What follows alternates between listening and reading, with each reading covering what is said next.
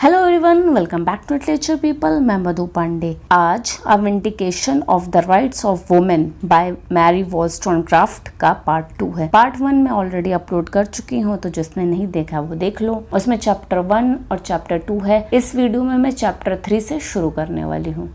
Chapter 3 the same subject continued. इस chapter की शुरुआत वॉलस्टोनक्राफ्ट फिजिकल हेल्थ से करती हैं। उस टाइम पे जो लोग थे, जो जमाना था, वो उस टाइम पे लोग ये समझते थे कि जो फिजिकल हेल्थ है वो अननेसेसरी है, बिकॉज जो स्ट्रॉन्ग पर्सन होते हैं वो लोग स्टेरियोटाइप ये था कि वो स्टूपिड होते हैं। तो वहां पे उस टाइम पे फिजिकल हेल्थ का कुछ खास महत्व नहीं था। वॉलस्टोनक्राफ्ट इसको अनफेयर कहती हैं और बोलती हैं कि ये जो चीज है, एक्सरसाइज है, वो जरूरी है और ये वुमेन के लिए भी होनी चाहिए। जिस टाइम पे इन्होंने ये वर्क लिखा है, जो ये जमाना था, उस टाइम पे वुमेन्स को वीक होना लाइक उनकी डेलिकेसी का एक शो था। वो वीक है तो मतलब वो डेलिकेट है, नाजुक। पर वॉलस्टोनक्राफ्ट चाहती है कि वुमेन एक्सरसाइज करे, स्ट्रॉन्ग बने, जैसे कि उनका माइंड और बॉडी वुमेन का दोनों एक साथ डेवलप हो सके। वॉलस्टोनक्राफ्ट ये एडमिट करते हैं कि कुछ लोग जो हैं, मतलब कुछ लोग ऐसे लोग थे जो इंटेलिजेंट बहुत थे, बट वो थिन और अनअट्रैक्टिव थे। बट ये कोई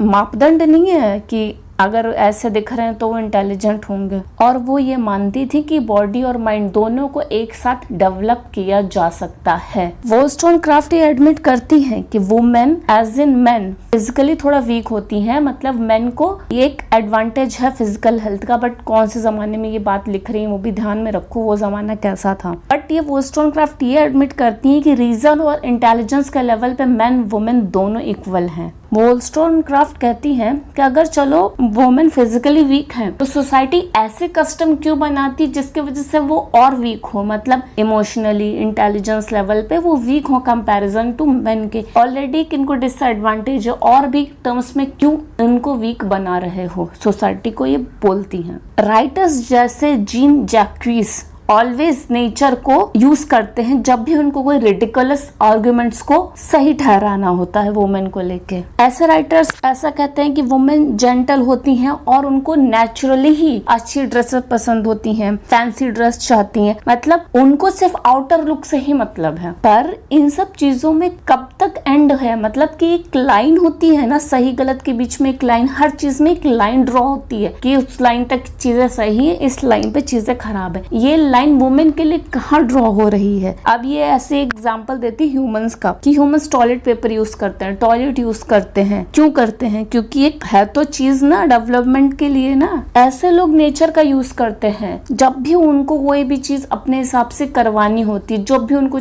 कोई चीज कन्वीनियंट लगती है अपने हिसाब से, तो वो लोग नेचर का यूज कर लेते हैं। ऐसे राइटर जीन जैक्विस जैसे। ऐसा सच है कि कुछ वुमेन्स मानती है, मतलब ये वॉलस्टोनक्राफ्ट ने ये सब चीजें एक्सप्लेन की थी कि ऐसा है कि कुछ वुमेन्स मानती हैं, अपने आप को अच्छा समझती हैं कि वो कम खाती हैं, उनकी एपेटाइट कम है, पतली दुबली है, मतलब कमजोर दिखती हैं, सुंदर दिखती हैं। वो इन सब चीजों में अपना प्राइड महसूस करती है, अपने आप को बहुत प्राउड समझती हैं। बट ये खोखली प्राइड है। अभी एक पिंजड़ा है, कितना भी सुंदर हो, जो चिड़िया के लिए वो है तो कैद ना, वो है तो पिंजड़ा ही। अब जैसे स्लेवरी से मैन फ्री हुए एजुकेशन के थ्रू, वैसे ही वुमेन को भी एजुकेशन के थ्रू इन सब चीजों से फ्री हो सकती हैं। वो कहते हैं कि हमें मेन को अलाउ नहीं करना चाहिए खुद को ऑप्रेस करने के लिए। वो हमें ऐसे ही ऑप्रेस करते हैं जैसे जो राजा होते थे अपनी प्रजा को ऑप्रेस करते थे। वॉलस्टोनक्राफ्ट प्रैक्टिकल क्वेश्चन भी करती है कि अगर ऐसा हो, कोई वुमेन है जो पूरी तरीके से अपने हस्बैंड पे डिपेंड है, अगर हस्बैंड की डेथ हो जाती तो उसके बाद वो क्या करेगी, कैसे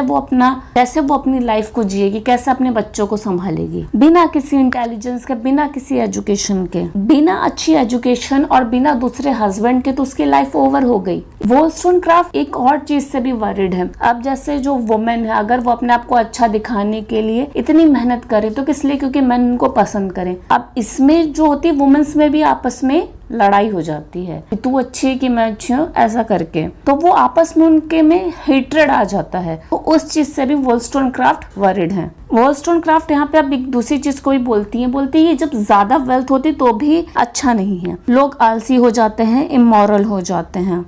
Chapter 4 Observations on the state of degradation to which woman is reduced by various causes।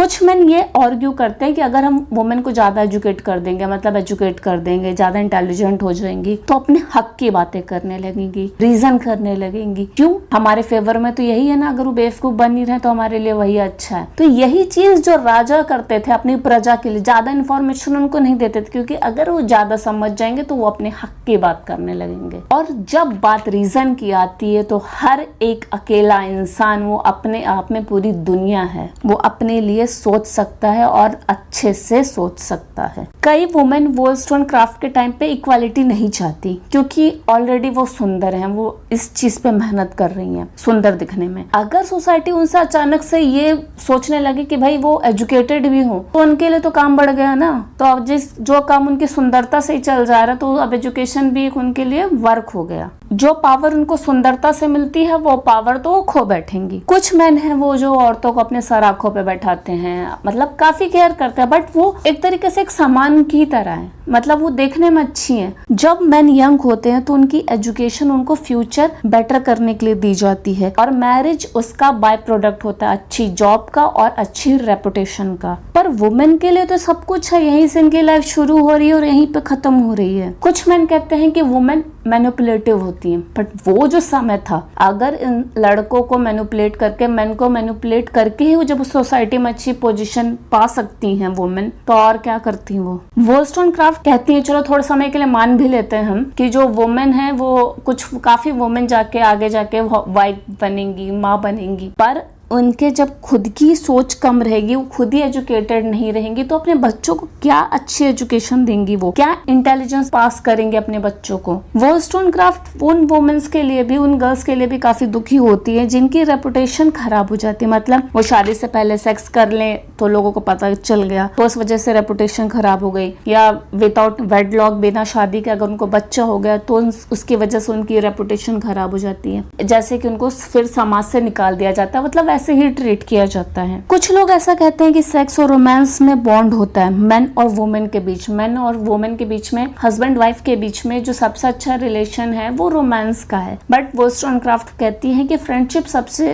ज्यादा जरूरी है हस्बैंड वाइफ के बीच में, किसी भी कपल के बीच में, क्योंकि एक बार जो वो रोमांस खत्म हो जाएगा, जब चीजें कैजुअल होने लगेंगे, धीरे धीरे इंसान बढ़ने लगता है रिलेशनशिप में। जैसे कि वो तो चीज अभी भी वही चीज है कि स्टार्टिंग में तो बड़ा अच्छा रहता है, जब धीरे धीरे चीजें सॉर्ट होने लगती हैं तो एक दूसरे के लिए रिस्पेक्ट, एक दूसरे के लिए फ्रेंडशिप ही काम में आती है। जो स्टार्टिंग का जो फेज होता है वो धीरे धीरे तो कम होगा ही ना, तो उस टाइम पे जो फ्रेंडशिप होती है मैन और वुमेन के बीच में, रिस्पेक्ट होती है, वो बहुत इंपॉर्टेंट होती है।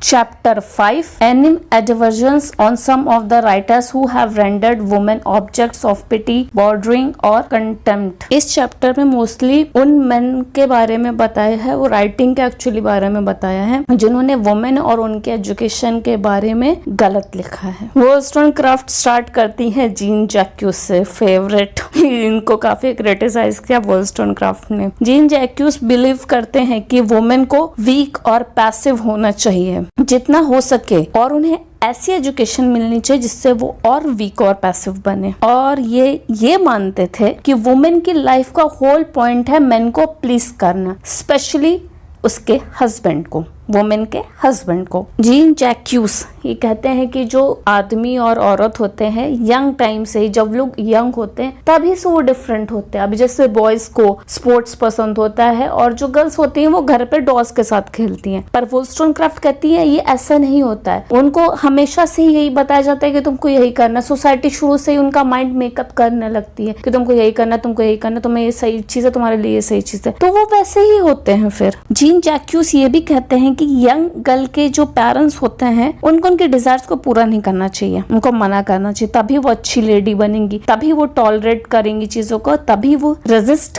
कर पाएंगी चीजों को। और ये भी कहते हैं कि मेन को एग्रेसिव और कमांडिंग होना चाहिए, तभी वो अपनी वाइफ को कंट्रोल कर पाएंगे, कहने का मतलब इनका यही है, नहीं तो वाइफ को लगने लगेगा कि वो इंचार्ज है। जीन जैक्यूस ये भी कहते हैं जैसी चीजें चल रही हैं वैसी चीजें बहुत सही हैं। वॉलस्टोनक्राफ्ट वार्न करती हैं, बोलती हैं अगर किसी ने इससे एग्री किया तो जो उनकी वाइफ है वो होंगी, तो जो उनकी वाइफ है वो फिर फ्रस्ट्रेट हो जाएंगी, फिर उनका फिर यही होता है कि उनके बाहर अफेयर चलते हैं। और वॉलस्टोनक्राफ्ट इन सारी चीजों को टोटल नॉनसेंस बताती हैं। ये चैप्टर भी थोड़ा बचा हुआ है, उसको मैं नेक्स्ट वीडियो में कंटिन्यू करूंगी। और भी चैप्टर्स का वीडियो बनाने वाली हूँ। जिसने भी चैनल सब्सक्राइब नहीं किया सब्सक्राइब करो। कुछ भी डाउट रहेगा तो इंस्टाग्राम की मैं लिंक ऐड कर दे रही हूँ, तो वहाँ पे मुझे मैसेज कर सकते हो। Thanks for watching, see you next time, bye bye.